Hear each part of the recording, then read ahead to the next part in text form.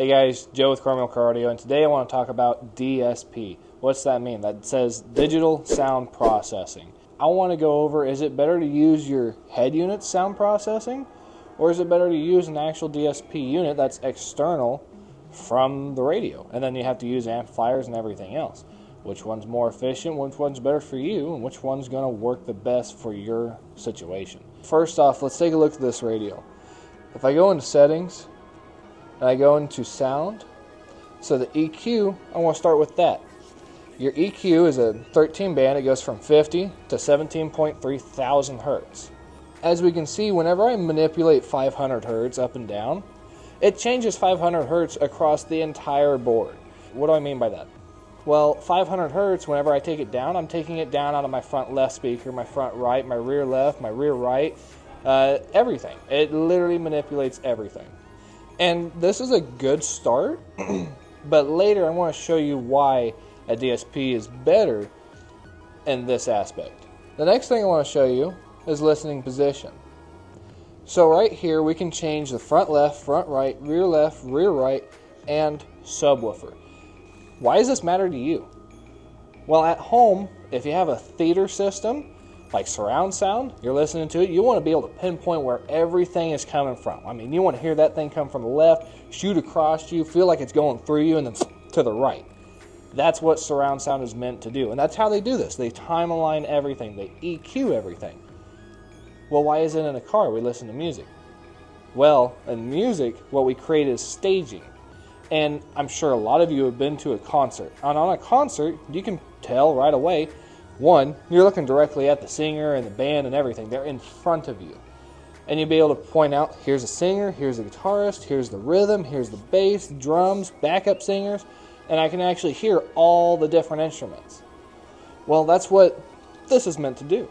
What this does is it allows all the speakers to hit you at the exact same time to create that imaging, to give you a better quality sound and give you that concert feel and feel like they're right in front of you on your dashboard inside the car.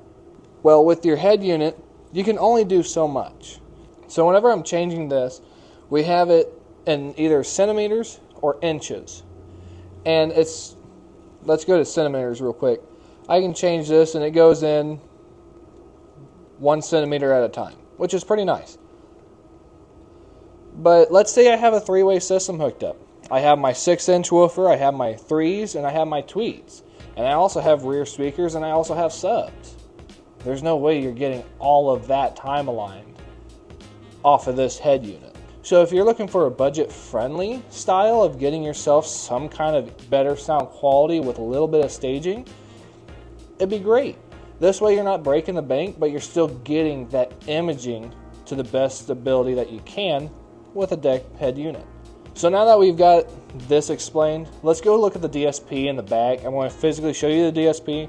I'm going to show you the program and show you the intense amount of options it has to make that sound just beautiful in your car and give you ultimate control over all those speakers. So let's get to it. Alright guys, so I'm in the back and I've got the DSP here and I've got the software pulled up.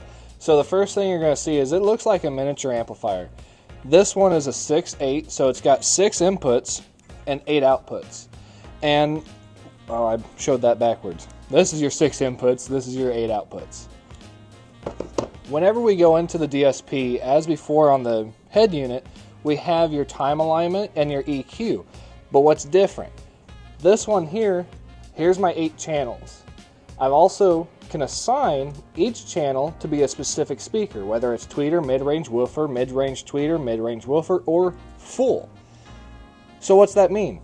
When I come in here, I can assign this just to be my front left, let's say tweeter. As you can see, my high-pass filter has been set, and I can physically change this to any frequency I want. So let's say the speakers I have in my car, my tweeter, goes down to 2.5 thousand hertz.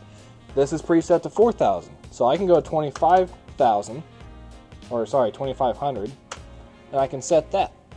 On top of that, the slope I can change from off 6 dB all the way down to 48 dB octave.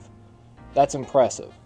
And on top of that, the type a filter can be either Buttersworth, Link, or Bezel. I know that means nothing to you, but I can tell you right now, having these options will allow you to have better control over that speaker and the sound that it can reproduce. The other thing, the EQ. If you look here, that's 31. That's 31 bands of EQ.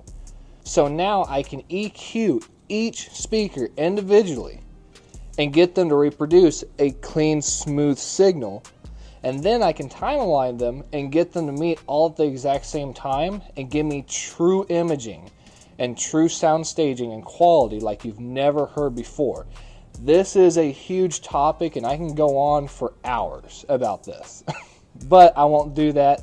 I just wanted to get you a basis and show you which is better in your budget. Now this one, you're going to have amplifiers.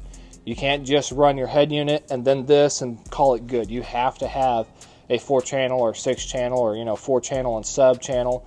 You have to have some amplifiers to power this thing. So the price is a little up there. But if price isn't a thing and it's not in your concern and you're looking for true sound quality, this is the way to go. If you want to stick with budget friendly, stick with the head unit, stick with the time alignment they have there and the EQ.